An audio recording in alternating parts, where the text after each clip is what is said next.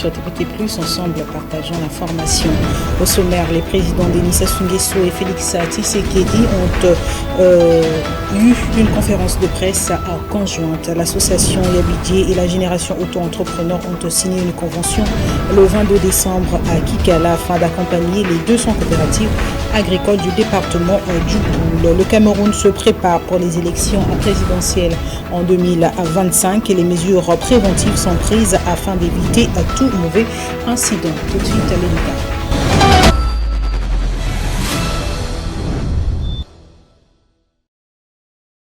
Merci de choisir TPT+, pour vous informer. Ouvrons ce journal.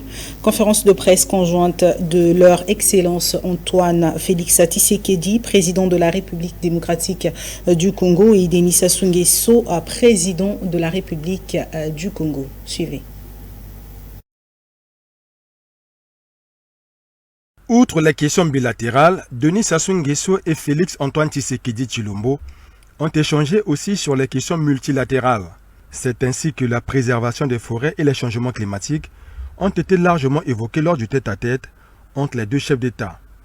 La République démocratique du Congo et la République du Congo, en plus de leur appartenance à la Commission climat du bassin du Congo, les deux États sont aussi membres du club des 15 pays de l'Union africaine.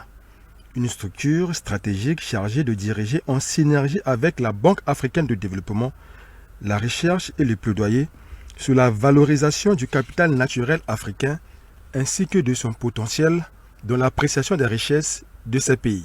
Nous croyons que le moment est venu pour que les peuples qui protègent ces écosystèmes, surtout les écosystèmes forestiers et les autres richesses, surtout les forêts, les peuples qui les protègent pour le bien de l'humanité, et nous pensons qu'en contrepartie, ils devraient en tirer des résultats substantiels pour leur développement. Voilà pourquoi une initiative est née de 15 pays africains, dont les deux Congos, avec la contribution importante de la Banque africaine de développement. Nous avons lancé l'initiative qui tend à obtenir que la communauté internationale reconnaisse ces efforts fournis par les peuples et les États et qu'il soit tenu compte de la valeur de ces richesses forestières dans le calcul des PIB des États. Rappelons que la deuxième réunion du club des 15 pays de l'Union africaine tenue en marge de la COP29 à Bakou en Azerbaïdjan a été organisée sur le thème « Mesurer la richesse verte des nations, capital naturel et productivité économique en Afrique ».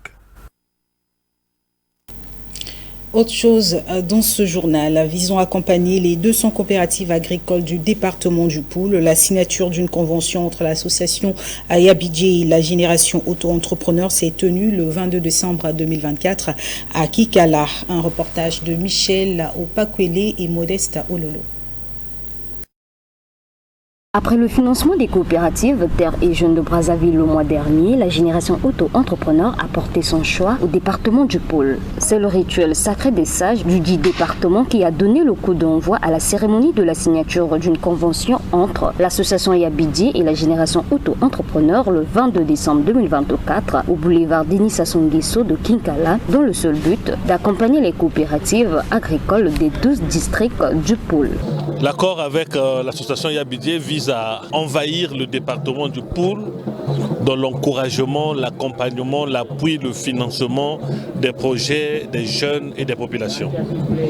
Donc nous avons commencé avec ce premier financement et nous allons continuer avec cet accord. Yabidie et son association vont prendre le relais. Un peu plus loin, le coordonnateur général de la génération auto-entrepreneur, Dean Elvis Okombi-Tialissan, est revenu sur les raisons de ce choix. La génération auto-entrepreneur ne centralise pas l'action. Voilà, au niveau de chaque département, nous allons agir à travers des associations, à travers des individualités, des personnalités. Et dans le cadre du département de Poul, nous nous réservons de travailler avec Laurent Bidier parce que nous voyons déjà ce qu'il fait. Voilà, nous venons appuyer et avec lui, nous sommes sûrs et certains d'atteindre nos objectifs. Cette signature est la preuve d'un changement concret pour le département du Pôle, car le temps des discours est révolu. Aujourd'hui, il y a eu beaucoup de discours prononcés dans ce pays. Mais je pense que nous connaissons tous la résultante de cela. Et aujourd'hui, on a tourné la page au discours, nous allons maintenant vers le concret. Et nous pensons que le concret, c'est déjà dans ce que nous avons commencé à faire dans le cadre de l'entrepreneuriat. Ce qu'ils n'avaient pas hier, il y aura des formations, il y aura des accompagnements, réellement des vrais accompagnements, tels que symboliquement ça a été présenté aujourd'hui. Et nous disons merci au coordinateur et merci à tous ceux qui soutiennent cette grande action.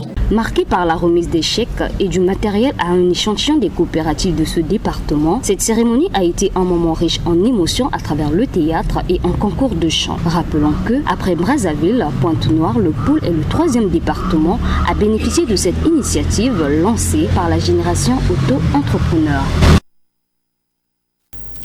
Afin de permettre aux femmes de l'association Les Femmes de Lwingui de passer en beauté les fêtes de fin d'année, le coordonnateur général de la génération auto-entrepreneur, Digne Elvis Okombi-Tchalisson, a fait des dons de vivres le 22 décembre 2024 à Lwingui à l'occasion de la mise en service du bureau de la génération auto-entrepreneur dans le Pôle. Michel Opakwele et Modesto Lolo.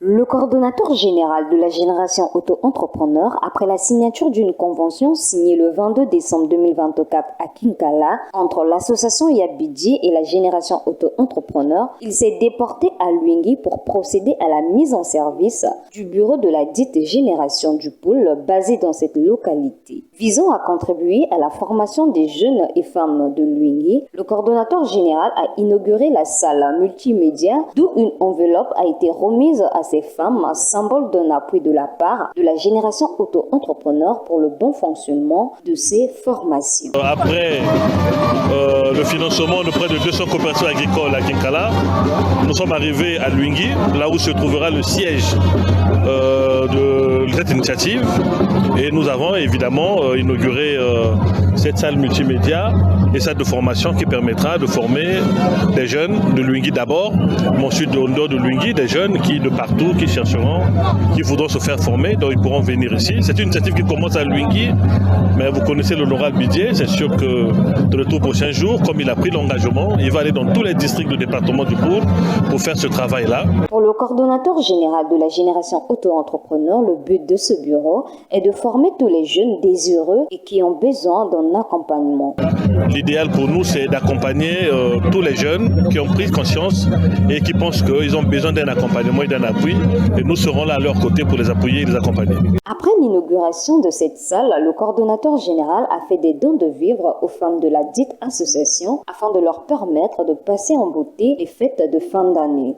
Vous savez que lorsque vous reconnaissez qu'il y a des gens qui font énormément dans un district, et quand nous venons, nous avons voulu qu'à travers cette association, cette fondation, que nous puissions rencontrer ces mamans, leur souhaiter quand même un joyeux Noël, mais aussi coopérer avec cette association pour le financement d'un certain nombre de projets. Mais comme nous avions dit, ce n'est que le lancement, voilà. Mais à partir de demain, nous allons discuter avec les responsables de la fondation et nous allons financer des projets.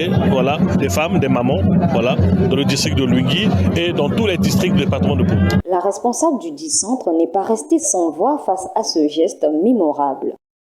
Alors, ce n'est pas Madame Bidier qui bénéficie de cette aide, ce sont les femmes de Lwingui. C'est la femme de Lwingui et je suis l'une de ces femmes. Et que dire, nous disons merci.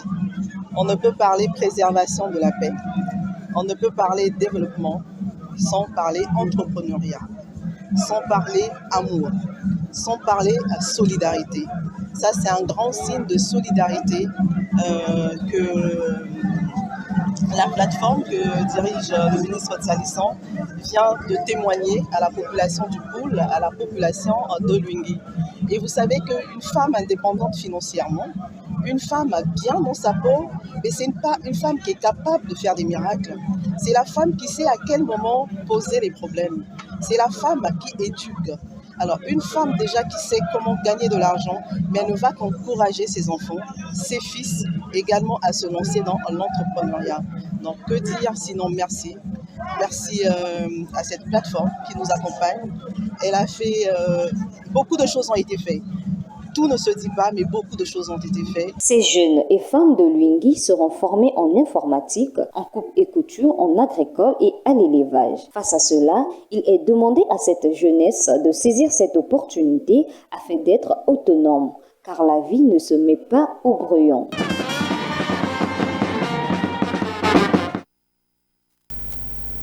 Signature de convention entre l'association Bidji et la génération auto-entrepreneur sur l'accompagnement des 12 districts du département du Poul. Témoin de cet événement, Michel Opakwele et Modeste Ololo.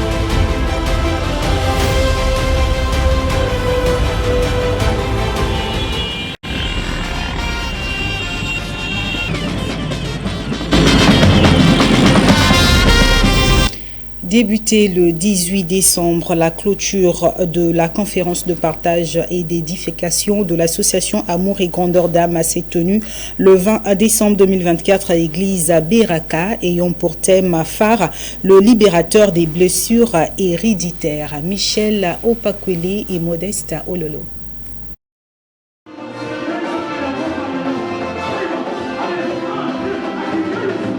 C'est par une danse des saints et un chant prophétique que s'est tenue le 20 décembre 2024 à Brazzaville la clôture de la conférence de partage et d'édification de l'association Amour et Grandeur d'âme, placée sous un thème symbolique et transcendante, le libérateur des blessures héréditaires. Ce troisième jour a été un moment riche en onction, d'où la présidente de la dite association est revenue sur l'importance de cette conférence. Nous savons ici que c'est difficile de pouvoir se libérer ou de parler de nos blessures, de parler de nos traumatismes, de parler de nos abus, de parler de plusieurs situations que nous avons vécues à une personne quelconque, de peur qu'on puisse le divulguer. Donc voilà pourquoi l'association s'est mise en place pour soutenir des personnes qui n'arrivent pas vraiment à sortir de cet enfer qu'ils sont en train de vivre. Parce que oui, je suis la présidente de cette association et parce que moi-même, le Seigneur m'a fait grâce de sortir de mes situations difficiles. Il m'a fait grâce de pouvoir affronter la vie malgré que c'était compliqué. Et je me suis dit qu'avec la paix que j'ai reçue, l'amour que j'ai reçu, je ne peux pas rester indifférente face aux autres. Donc il faut que je puisse accompagner aussi les autres. Ne jamais perdre espoir dans les moments difficiles, ne jamais se morfondre. C'est par ces mots que l'oratrice du jour a édifié les participants. Il y a des blessures, malheureusement, que beaucoup d'entre nous avions été victimes. De génération en génération, des blessures qui ont été pérennisées. Mais la bonne nouvelle, c'est que la Bible dit dans Luc 4, verset 18, que Jésus est venu pour guérir aussi ceux qui ont les cœurs brisés. Jésus n'est pas juste venu pour que nous ayons accès au salut, mais il guérit encore. Et au travers de ces 3 jours, ce que nous avons voulu dire aux gens, c'est que si par un discours, plusieurs ont été maudits, plusieurs ont été enchaînés, plusieurs ont été retenus captifs dans des prisons sataniques, parce que la Bible dit que la vie et la mort sont au pouvoir de la langue. Lorsque le diable veut maudire un homme, il utilise une parole, mais lorsque Dieu veut bénir un homme, il utilise une parole. Au travers de cette conférence, nous avons exposé des gens à un autre type de discours pour leur dire, c'est vrai qu'on vous a dit ça, mais voici ce que Dieu dit. Durant 3 jours successifs, ce moment a permis à tout un chacun d'approfondir les enseignements reçus. Il y a un aspect que nous n'abordons pas à l'église, Souvent, nous nous focalisons à chasser les démons, nous nous focalisons à prier pour le mariage, à prier pour le voyage, pour certaines choses, et nous oublions qu'une personne qui est condamnée, une personne qui vit sous une influence comme ça, une personne blessée est une personne condamnée. La Bible dit, une personne qui est captive quelque part ne peut pas donner le meilleur de lui. Rappelons que cette clôture a été consacrée à l'action de grâce, des messages d'encouragement et des mots inspirants pour accompagner le corps du Christ dans la suite de leur parcours.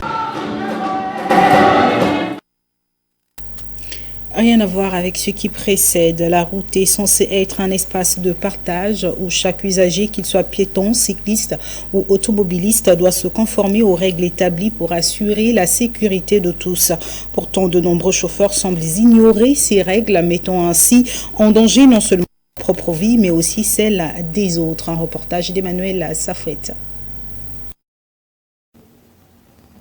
Le non-respect du code de la route ne semble pas être un cas isolé. En effet, dans la ville de Pointe-Noire, l'excès de vitesse, le franchissement des feux rouges et encore les passages à niveau mal respectés sont devenus monocourantes.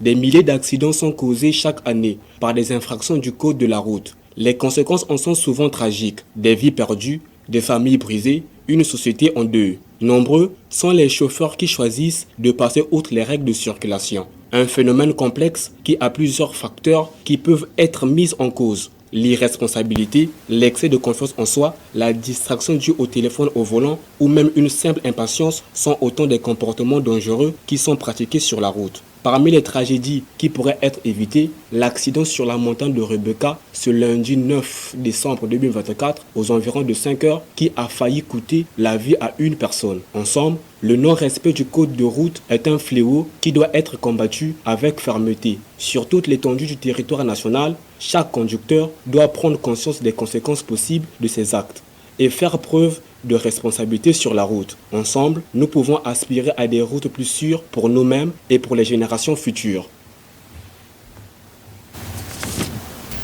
Le manque des toilettes publiques dans certains quartiers et avenues de la ville Océane devient aujourd'hui un phénomène persistant qui prend de l'ampleur au jour le jour, à l'exemple de cette rue dite rue de Nzanga, située dans le 1er arrondissement Lumumba, qui est transformée en urinoir public. Un reportage d'Eden Clémence Bontaba, Rudy Gloire Maswangi et Nice Ganga.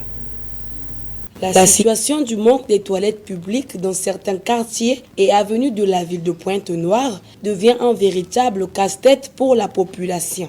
Tel est le cas de la rue de Nzanga qui se trouve transformée en toilette publique. L'arrière-mur du centre de santé hygiène scolaire présente actuellement un aspect désolant avec tous les dépôts d'urine qui y sont déposés ici et là, au déprimant des simples règles d'hygiène élémentaire du respect des biens publics par les populations.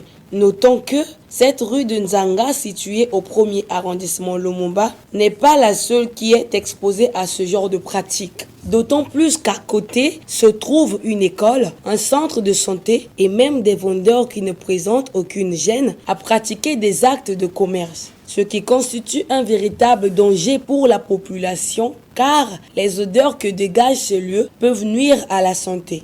Un citoyen de bonne foi a essayé de créer un petit endroit au lieu d'aisance pour permettre de faire des petits besoins, moyennant une pièce de 50 francs. Malgré cela, d'autres n'y prennent pas garde. Mais la question des toilettes publiques relève au fait du droit et de l'aménagement des espaces publics. Ce problème de la raréfaction des toilettes publiques dans certains quartiers de la ville Océane, notamment Tister, Vindelo, Grand Marché, pour ne citer que cela, pousse inévitablement les populations précarisées et les passants à uriner dans la rue et partout ailleurs. Concernant le sujet des toilettes publiques, là, bon, je ne sais pas quoi dire parce que c'est vraiment un grave problème, compte tenu que nous sommes dans une ville entre guillemets développée. Donc ce genre de choses ne devait plus être tabou, sinon ça devait être commun de nos jours. Mais au jour d'aujourd'hui, on voit toujours des gens uriner ça et là. Bon, je ne dirais pas que c'est de leur faute, c'est juste que voilà, il manque un peu des toilettes publiques. Donc si l'État pouvait songer à régler ce problème-là, ça nous serait vraiment d'une très grande utilité parce que voilà, on peut se retrouver dans une situation où on a besoin de se soulager, mais il n'y a pas de toilette à proximité. Donc comment faire? On est obligé de se rapprocher devant un mur, une clôture, etc. Donc voilà, je demande aux autorités publiques de songer à ce petit problème-là. Comme ça, il y aura quand même une raison de ne plus nous arrêter parce que voilà, quand il y a une BG qui passe à côté, ça fait pas beau, on peut te brutaliser, voilà, parce que c'est quand même pas bien, Donc que l'État songe à régler ce petit problème-là et puis je pense que ça ira mieux.